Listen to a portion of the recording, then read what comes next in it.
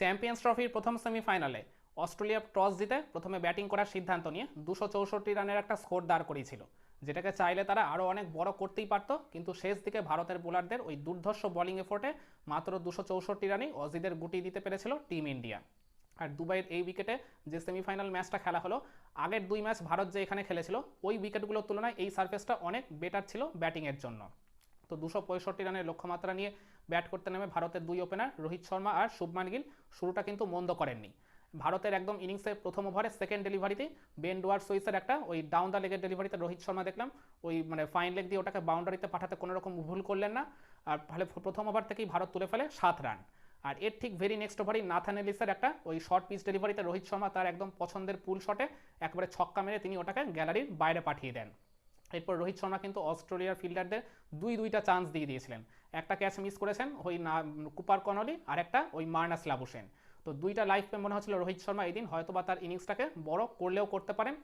কিন্তু এরপর শুভমান গিল ওই বেন ডুয়ার সুইসের একটা ডেলিভারিতে ওই ডাউন দ্য ট্র্যাকে এসে একটা চমৎকার বাউন্ডারি মারলেন মিড উইকেট দিয়ে। কিন্তু তার ঠিক এক বল পরেই ওই বেন ডুয়ার সুইসেরই একটা ওই ব্যাক অফ দ্য লেংথের ডেলিভারিতে ইনসাইডেজ হয়ে বোল্ড হয়ে গেলেন এই শুভমান গিল। মাত্র 8 রান করেই তাকে প্যাভিলিয়নে ফেরত যেতে হয়। ভারতের স্কোরটা হয়ে যায় ওই জায়গায় 1 উইকেটে 30। এরপর সেকেন্ড উইকেটে রোহিত শর্মা আর বিরাট কোহলির মধ্যে 13 রানের জুটি গড়ে উঠলো। এই পার্টনারশিপটা খুব বেশি আর বড় হলো না। রোহিত শর্মা যদিও তার মাঝে একটা চমৎকার বাউন্ডারি মেরেছিলেন ডাউন দ্য উইকেটে এসে, মানে আরেকটু হলে আম্পায়ারের বলতে গেলে জীবনহানি হয়ে যাচ্ছিল। তো যাই হোক ওই জায়গায় আর কি রোহিত শর্মা তখন মনে হচ্ছিল বেশ ভালো ছন্দে বা ভালো টাচে রয়েছেন, 3টা বাউন্ডারি একটা ওভার বাউন্ডারি মেরে দিয়েছিলেন। কিন্তু এরপর অস্ট্রেলিয়ার পার্ট টাইম স্পিনার কুপার কনলির একটা সামনের দিকের লেংথের ডেলিভারিতে রোহিত শর্মা পুল করতে গেলেন, কিন্তু বলের লাইন মিস করে ওই জায়গায় এলবিডব্লিউ হয়ে যান। তো যার ফলে 28টা রান করে তাকে প্যাভিলিয়নে ফিরতে হয় আর ভারতের স্কোরটা হয়ে যায় 2 উইকেটে 43। এরপর ক্রিজে আসেন শ্রেয়াস আয়ার। শ্রেয়াস আয়ার আর বিরাট কোহলি এরপর ইনিংস মেরামতির কাজটা করে ভারতের ইনিংসটাকে বেশ সুন্দরভাবে আর কি সামনের দিকে এগিয়ে নিয়ে যান। এদের দুজনের হাত ধরে ভারত প্রথম পাওয়ার প্লে মানে 10 ওভারের শেষে তুলে ফেলে 2 উইকেটে 55। এরপর বিরাট কোহলি আর শ্রেয়াস আয়ার মানে দুজনেই দুপাশ থেকে বেশ ভালো ভালো কিছু শট নেগোশিয়েট করছিলেন। বিরাট কোহলি তো দেখলাম ওই নাথান এলিসের একটা সামনের দিকে লেংথের ডেলিভারিতে চমৎকার একটা লফটেড অফ ড্রাইভ করে বাউন্ডারি মারলেন। তারপর ওই কুপার কনলিকেও দেখলাম একটা পুল শটে বাউন্ডারি মারলেন। তারপর ওই নাথান এলিসকে দেখলাম চমৎকার একটা পুল শটে মানে ব্যাক অফ দ্য লেংথের ডেলিভারিতে ওই জায়গায় তিনি বাউন্ডারি পাঠাতে বলটাকে কোনো রকম ভুল করলেন না। এরপর শ্রেয়াস আয়ারকেও দেখলাম ওই কুপার কনলির একটা ওই মানে একটু আর কি পেছনের দিকে লেংথের একটা ডেলিভারিতে চমৎকার কাট শটে ওটাকে বাউন্ডারিতে পাঠালেন। তো এদের দুজনের হাত ধরে মানে এই শ্রেয়াস আয়ার আর বিরাট কোহলির 50 রানের পার্টনারশিপ হয়ে যায়। তারপর এই দুজনেই আর কি ভারতের 100 রানের গন্ডিটাও ওই জায়গায় টপকে নিয়ে যান। তো 20 ওভার শেষে ভারতের স্কোরটা হয়ে যায় 2 উইকেটে 103। তো এরপর আর কি বিরাট কোহলি আর শ্রেয়াস আয়ার খুব ভালোভাবেই আর কি নিজেদের ইনিংসগুলোকে আর কি এগিয়ে নিয়ে যাচ্ছিল সামনের দিকে।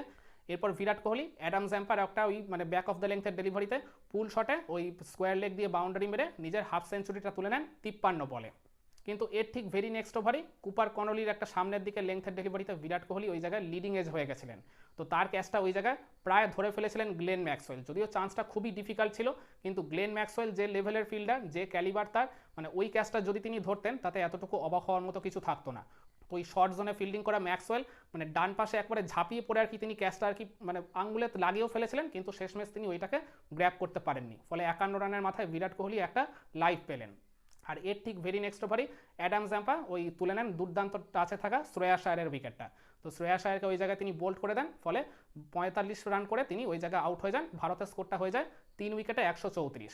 আর এর সাথে সাথেই বিরাট কোহলি আর শ্রেয়াস আয়ারের মধ্যেকার ওই 91 রানের পার্টনারশিপটাও ভেঙে গেল।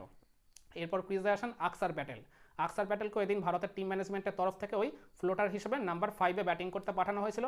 তো আকসার প্যাটেল আর বিরাট কোহলি কিন্তু মানে তাদের ওই জায়গায় জুটিটা খুব সুন্দরভাবে এগিয়ে নিয়ে যাচ্ছিল। আকসার প্যাটেল হয়তো খুব বেশি রান করেনি, 27টা রান করেছেন 30 বল খেলে, কিন্তু ওইটাও কিন্তু ওই পয়েন্ট অফ ভিউ থেকে ভারতের জন্য খুবই অমূল্য ছিল।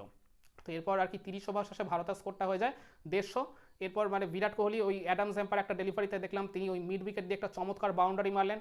তারপর ওই আকসার প্যাটেলকেও দেখলাম ওই মানে অস্ট্রেলিয়ার ওই লেগ স্পিনার তানভীর সাংঘার একটা সামনের দিকে লেংথের ডেলিভারিতে চমৎকার স্লক সুইপ করে মিড উইকেট দিয়ে একটা বিশাল ছক্কা মারলেন। তারপর ম্যাক্সওয়েলকেও দেখলাম ওই জায়গায় একটা লফটেড কাভার ড্রাইভ করে তিনি এক্সট্রা কাভারের উপর দিয়ে একটা চমৎকার বাউন্ডারি মারলেন। তো এরপর ওই মানে নাথান এলিস যখন তার পরের স্পেলে বোলিং করতে এলেন তখন ওই জায়গায় তিনি তুলে নেন ওই আকসার প্যাটেলের উইকেটটা। বোল্ড হয়ে আকসার প্যাটেল ওই প্যাভিলিয়নে ফেরত যান 27 রান করে। তার ফলে ভারতের স্কোরটা হয়ে যায় 4 উইকেটে 178। এরপর ক্রিজে আসেন কে এল রাহুল আর বিরাট কোহলির মধ্যে এই জায়গায় 47 রানের একটা পার্টনারশিপ গড়ে ওঠে। বলতে পারেন এই পার্টনারশিপটাই ভারতকে ওই ম্যাচ জয়ের নিশ্চয়তাটা এনে দিয়েছিল। তো বিরাট কোহলি এরপর মানে তার ইনিংসের শেষের দিকে কি কিছুটা স্লো হয়ে গেছিলেন ঠিকই, তো যার ফলে একটা সময় মানে দেখাচ্ছিল স্কোর কার্ডে যে 39টা বল মানে 6.5 ওভার ভারত কোনো বাউন্ডারি পায়নি। তো কে এল রাহুল আর কি ব্যাটিং করতে নেমে ওই প্রথম 10 বা 15টা বল ফেস করার পরই তিনি ওই জায়গায় নিজের গিয়ারটা বদলেন। ওই কুপার কনলির একটা ডেলিভারিতে দেখলাম ডাউন দ্য উইকেটে এসে তিনি চমৎকার একটা বাউন্ডারি মারলেন। আর এর ঠিক ভেরি নেক্সট ওভারই অ্যাডাম জ্যাম্পার একটা সামনের দিকে লেংথের ডেলিভারিতে তিনি ওই স্টেপ আউট করে ডাউন দ্য উইকেটে একটা চমৎকার ছক্কা মারলেন। পুরো মানে একদম বলতে গেলে স্ট্রেট টু স্ট্রেট, মানে একদম উইকেট টু উইকেট একটা ছক্কা, না লং অন না লং অফ। তো ওই একটা 4 আর একটা ছক্কা মারার পর তখন ভারতের যে আস্কিং রেটটা কিছুটা হলেও আর কি বেড়ে গেছিলো, সেটা অনেকটাই কমে গেল। আর এরপর ওই সেম ওভারেই বিরাট কোহলিকেও দেখলাম ওই অ্যাডাম স্যাম্পার একটা ডেলিভারিতে তিনিও চার্জ করতে গেলেন, বড় শট খেলতে গিয়ে ওই জায়গায় নিজের উইকেটটা ছুড়ে দিয়ে আসেন ওই লং অনে। তো যার ফলে বিরাট কোহলির ওই 98 বলে 84 রানের ওই ফ্যান্টাস্টিক ইনিংসটা ওই জায়গায় শেষ হয়ে গেল। খুবই আনলাকি বলতে হবে, অল্পের জন্য তিনি নিজের সেঞ্চুরিটা এদিন মিস করে এলেন। তো এরপর ক্রিজে আসেন হার্দিক পান্ডিয়া। হার্দিক পান্ডিয়া আর ওই কে এল রাহুলের মধ্যে এরপর 34 রানের একটা পার্টনারশিপ করে ওঠে। মানে ওই শুরুর দিকে আর কি বলতে গেলে হার্দিক পান্ডিয়া কিছুটা স্ট্রাগল করছিলেন ঠিকই, কিন্তু তারপর তিনি ওই জায়গায় 3-3টে ছক্কা মেরে আর কি সমস্ত আর কি স্ট্রাগল শুরুর দিকে ওই পুষিয়ে দেন। ওই তানভীর সাংহাকে দিয়ে তিনি শুরু করেছিলেন, একটা আর কি চমৎকার ডাউন দ্য উইকেটে ছক্কা মেরেছিলেন। তারপর ওই মানে 47 নম্বর ওভারের একদম লাস্ট 2টা ডেলিভারিতে ওই পরপর 2টা ছক্কা মারলেন অ্যাডাম জ্যাম্পাকে। তখনও কিন্তু জয়ের জন্য ইকুয়েশনটা বেশ আর কি বলতে গেলে সমানে সমানেই এগোচ্ছিল। 20 বলে ভারতের তখন জয়ের জন্য প্রয়োজন ছিল 24 রান, কিন্তু ওই যে বললাম 47 নম্বর ওভারে লাস্ট 2টা ডেলিভারিতে অ্যাডাম জ্যাম্পাকে একটা ছক্কা মারলেন ওই লং অফের উপর দিয়ে, আর একটা মারলেন একেবারে স্ট্রেটিশ একটা ছক্কা পুরো বোলারের মাথার উপর দিয়ে। ওই 2টা ছক্কা মারার পর ইকুয়েশনটা হয়ে গেল ভারতের জয়ের জন্য 18 বলে 12। তখন তো বলতে গেলে ভারতের জয়টা এক প্রকার সুনিশ্চিত। তো এরপর নাথান এলিস যখন তার ঠিক পরের ওভারে বল করতে এলেন, তখন নাথান এলিসকেও দেখলাম মানে চমৎকার একটা আর কি ওই মানে টপ হ্যান্ডের শটে ওই জায়গায় মানে একদম পুরো বলতে গেলে সোজাসুজি একটা বাউন্ডারি মারলেন। আর তার এক বল পরে তিনি ওই আরেকটা আবার সেম টাইপের একটা শট অ্যাটেম্প্ট করতে গেছিলেন, কিন্তু ওই জায়গায় গ্লেন ম্যাক্সওয়েল ফিল্ডিং করছিলেন, তো ম্যাক্সওয়েলের হাতে ক্যাচ দিয়ে মানে হার্দিক পান্ডিয়া আউট হয়ে যান 24 বলে 28 রান করে। 3-3টা যে তিনি ছক্কা মেরেছেন না, ওই আর কি বলতে গেলে ওই ছক্কাগুলো বা পার্টিকুলারলি অ্যাডাম জ্যাম্পার ওই 47 নম্বর ওভারে লাস্ট 2টা ডেলিভারিতে ওই 2টা ছক্কা বলতে গেলে ম্যাচের মোমেন্টামটা পুরোটাই ভারতের দিকে শিফট করে দিয়েছিল। আর এরপর ক্রিজে আসেন রবীন্দ্র জাডেজা। তখন ভারতের জয়ের জন্য আর মাত্র 6 রানের প্রয়োজন। আর এরপর পেনাল্টিমেট ওভারের মানে 49 নম্বর ওভারের যখন বল করতে এলেন গ্লেন ম্যাক্সওয়েল, তখন তার ওই প্রথম ডেলিভারিতেই ওই মানে কে এল রাহুল তাকে ডাউন দ্য উইকেটে এসে মানে স্টেপ আউট করে একটা চমৎকার ছক্কা মারলেন ওই লং অনের উপর দিয়ে, যার ফলে ভারতের জয়টা পুরোপুরি সুনিশ্চিত হয়ে গেল। ভারতকে জিতিয়ে কে এল রাহুল মাঠ ছাড়লেন ওই 42 রানের অপরাজিত একটা ফ্যান্টাস্টিক ইনিংস তিনি ডেলিভার করলেন এদিন দলের জন্য। তো যার ফলে 11 বল হাতে রেখে 4 উইকেটের ব্যবধানে ভারত অস্ট্রেলিয়াকে প্রথম সেমিফাইনালে হারিয়ে এই চ্যাম্পিয়ন্স ট্রফির ফাইনালে নিজেদের স্পটটা প্রথমেই কনফার্ম করে ফেলে। তো এবার ভারতের অপেক্ষার পালা ওই নিউজিল্যান্ড আর সাউথ আফ্রিকার মধ্যে কোন দল ফাইনালে ভারতের প্রতিপক্ষ হয়। আর বিরাট কোহলি এই দিন যে 84 রানের অনবদ্য ফ্যান্টাস্টিক ইনিংসটা খেলেন, শুধু তো নিজের ইনিংসটাই খেলেননি, তার সাথে 3-3টা তিনি গুরুত্বপূর্ণ পার্টনারশিপ গড়ে দিয়ে গেছেন। আর তার সাথে বলতে গেলে মাঝের ওভারগুলোতে যে স্ট্রাইক রোটেশন করার যে ব্যাপারটা ছিল, যার জন্য ওই স্কোর কার্ডটা সবসময় তো চালু রাখতে হতো, ওই কাজটাও একদম পারফেক্টভাবে করে গেছেন এই বিরাট কোহলি। আর সাথে মানে যাদের সাথে তিনি পার্টনারশিপগুলো গড়েছিলেন তাদেরকে ওই জায়গায় বড় শট খেলার সুযোগ করে দিয়েছিলেন, উইকেটের এক পাশ আগলে রেখে মানে তাদেরকে ওই জায়গায় নিশ্চয়তাটা প্রদান করেছিলেন। তো স্বাভাবিকভাবেই Virat Kohli player of the ম্যাচের অ্যাওয়ার্ডটা জিতে নিয়েছেন।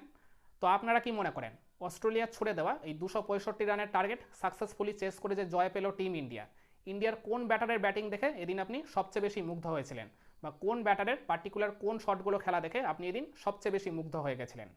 কমেন্ট করে আপনার মতামতটা জানাবেন নাকি?